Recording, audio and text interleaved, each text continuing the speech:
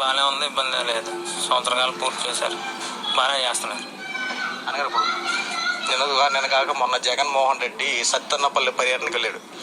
అక్కడ బెట్టింగ్ ఆడినటువంటి ఒక వ్యక్తికి విగ్రహం పెట్టించి, ఆత్మహత్య చేసుకున్నటువంటి వ్యక్తికి విగ్రహం పెట్టించి ఏం చెప్పడానికి, ఏ సందేశం ఇవ్వడానికి కోసం వెళ్ళారు. అంతేకాకుండా ఈ తొక్కిసలాళ్ళు ఇద్దరు మరణించడం, తర్వాత ఫ్లెక్స్లు కనుక వాళ్ళు చూసుకుంటే ఒక్కొక్కటి తలలు నరికేస్తాం, మేము అధికారులకు వచ్చేది మేమే, ఈసారి ఏ ఒక్కరిని విడిచిపెట్టమని చెప్పి బెదిరింపు చర్యలు పాల్పడుతున్నాయి. దీనివల్ల మీరు ఏం చెప్తారు? ఇవన్నీ కరెక్ట్ అని కాదండి. ఒక నాయకుడికి ఉండాల్సినటువంటి ఒక మంచి లక్షణాలు అయితే కాదు అది. ఆ స్థాయి, ఒక మాజీ ముఖ్యమంత్రి స్థాయిలో ఉండి ఆయన అటువంటి కార్యక్రమాలు చేపట్టడం అనేది చాలా హాస్యాస్పదం.